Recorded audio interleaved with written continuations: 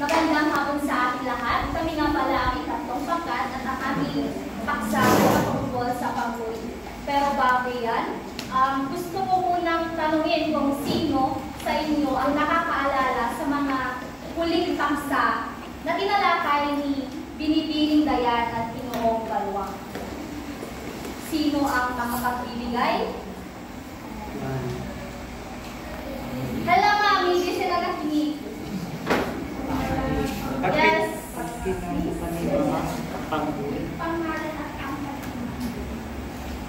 Salamat.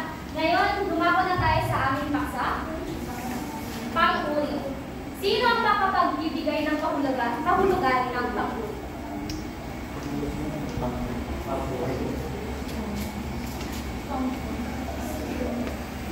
Sige, Mr. Lam. Ang pang-uri ay naglalarawan sa pangalan ng Panginoon. Salamat. Upang ating mas maintindihan, narito ang kahulugan.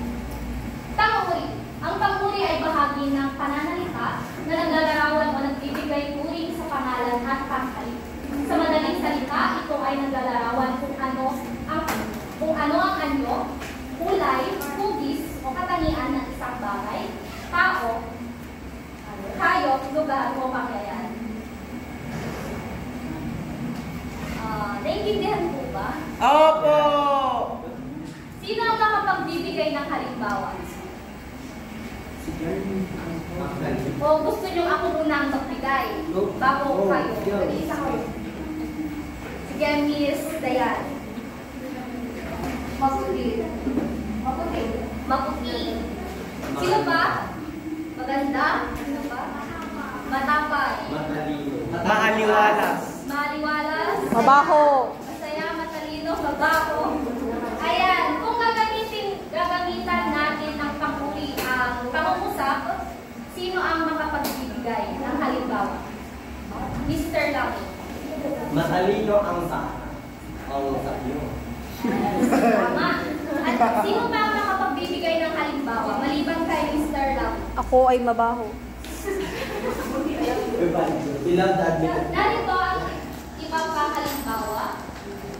Masayaning bata, magandang bulaklak, maayos ng pag-iaralan. Paano natin siya, ay hindi pala ito pangungusap. Parirara lamang ito, ngunit meron siyang paksa. Kung titignan natin, paano natin ilalarawan ang bata? Paano natin ilalarawan ang bulaklak? Maganda! Paano din natin ilalarawan ang silid-aralan? Ayos! Magaling. Ngayon, lumako naman tayo sa uri. Tatlong uri ng pang-uri. Ang una ay pang-uring panlarawan.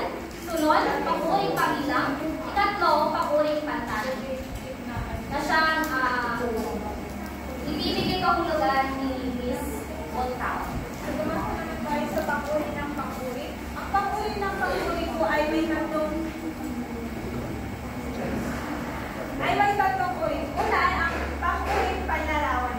Ang pang-uring panlarawan ay naglalarawan ng katangian ng pangalan o pangkalit. Halimbawa, maganda ang panawin. Ang salitang maganda ay ang pang-uring panlarawan dahil inilalarawan niya ang magandang panawin. Intindihan mo ba? Yes po! Maaari mo bang magbigay ng isang halimbawa? Mainit na kape. Mainit na kape. Ang salitang mainit ay ang salitang pang-uring panlarawan dahil inilalarawan niya ang mainit na kape. Next. Sunod naman ay ang pang-uring pamilang. Ang pang-uring pamilang ay nagsasaad ng bilang o dami ng pangalan. Halimbawa, 3 libro. Ang salitang 3 ay ang pang-uring pamilang dahil isinasaad niya kung ilan yung bilang ng libro. Next example is isang daang estudyante. Alin dyan yung isang daang? Tama. 10 bola. 10. Tama. Next.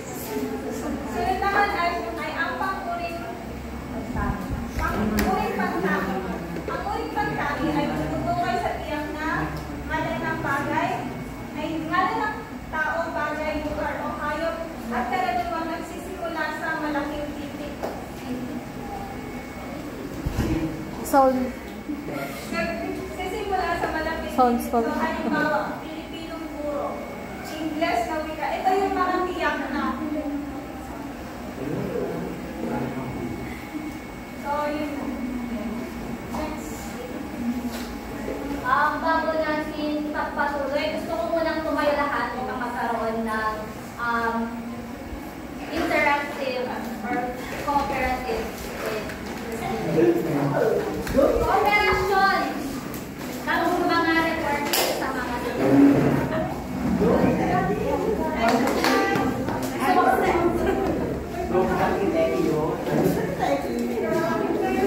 Ayan, nabanggit naman yung tatlong uri ng pang-uri. Gusto ko mamili kayo sa tatlo at magbigay ng halimbawa, paglarawan. Maaaring pang-uring panlarawan, pang-uring pamilang o pang-uring pantanan. Simulan natin dito. Pamilang ako.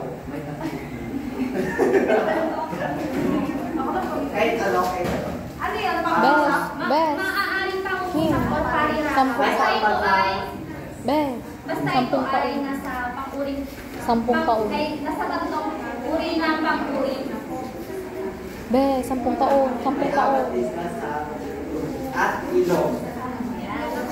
Kim. Alak, 10 taon. Bilang isang kaangulak ng mga Indian sa hardin. 10 taon ang nakalipas.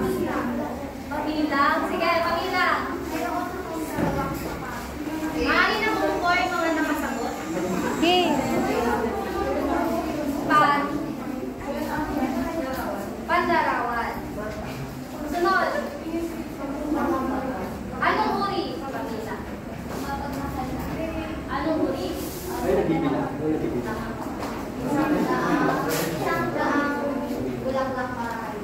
Anong uri? Pamila. Flower shop. May dalawa akong anong uri? 5 bulaklak para sa patay. May tatlong bibi akong natin.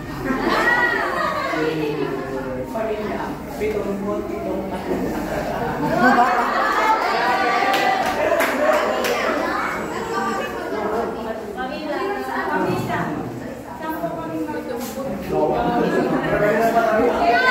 Ala.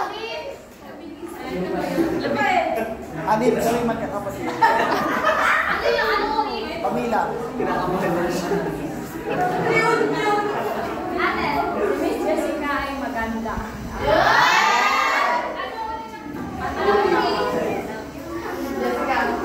Hoy, nalipasok ko na. meron pa rin itong pang-uring pantangi. Naiintindihan ba yung pang-uring pantangi? Ano? Gusto niyo magbigay ako ng ibang halimbawa? Ito, yan yung pang-uring pantang. Ang maaaring halimbawa pa nito ay paborito, dayan, ang pansit malabon. Hoy. Okay. Ano yung pang-uri doon? Paborito. Paborito. Pero ano yung pantangi doon? Pansit malabon. Ano yung pansit na Malabon. Malabon. Ano yung malaking titik doon? Yung malabalan. Naiintindihan mo ba? Sounds familiar. Oo, dagdagan ko ibang halimbawa. Ibang halimbawa. Mahilig si Aizen kumain ng mga Italianong pagkain. Kung ang Filipino ay malaking titik, ganoon din sa Ingles, ang Italiano ay malaking titik din. Mahilig ang pang-uri, sa Aizen ang paksa, at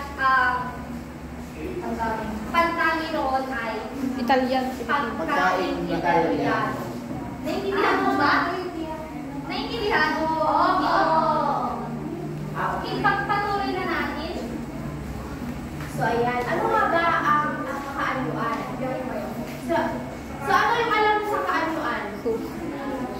Wala pa. Wala pa ba? O ngayon, pag-uusapan natin yung oras na ito. May apat na ang mga salita ay nabubuo sa apat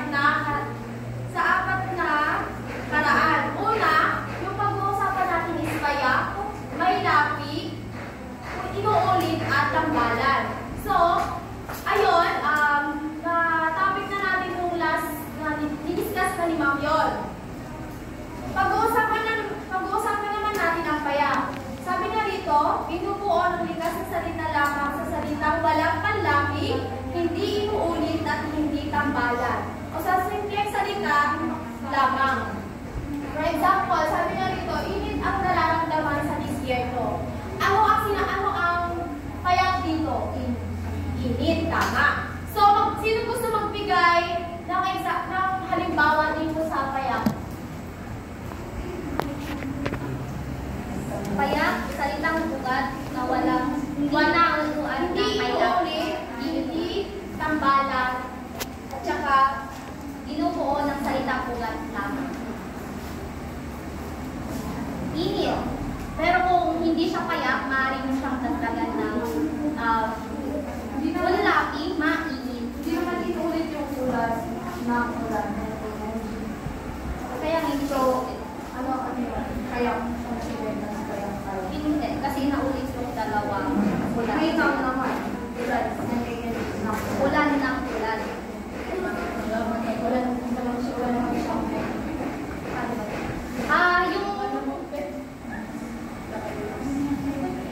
Yung punto kasi, di ba, pag inulit mo yung, wala naman kasi talagang salita na init-init. Kundi, ginagamitan mo ito ng init ng init or ulan ng ulan. Kaya nauulit pa rin yung salita. Hindi naman salitang ugat, yung na. Naintindihan ko ba?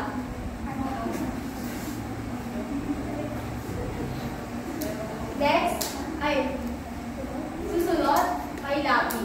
Binubuo ng salitang ugat na may panlapi. May idinurugtong na panlapi sa salitang ugat tulad ng ma, ika, pinaka, at napaka. For example, maputi si Rose Ann. So, ang may lapi dito is maputi. Kasi sabi ko nga, ang may lapi is merong ma. So, pinag-usapan, may apat na bahagi ng panlapi. Unlapi, kitlapi, ulapi, at labuhan. Tama po ang iyong sinabi. And then, magsasabi ako ng example, sasabihin ko kung anong panlapi ito, unlapi, kitlapi, labuhan, at ulapi. Anong panlapi ang kasipagan? Labuhan. Tama po. Tama is ha. Ano ang salitang ugat? Sipa. Ano ang pinagdag? Ha. Gal. Hal.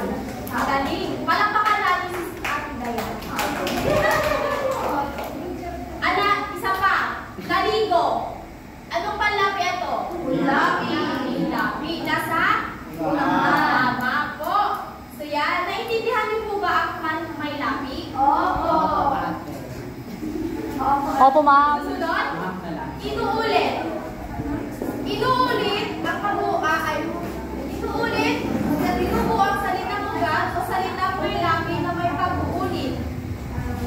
O, sabi niya rito, ang pag-uulit ay maaaring pagkatin sa dalawang pag-uri. So yan, sinabi niya rito, pag-uulit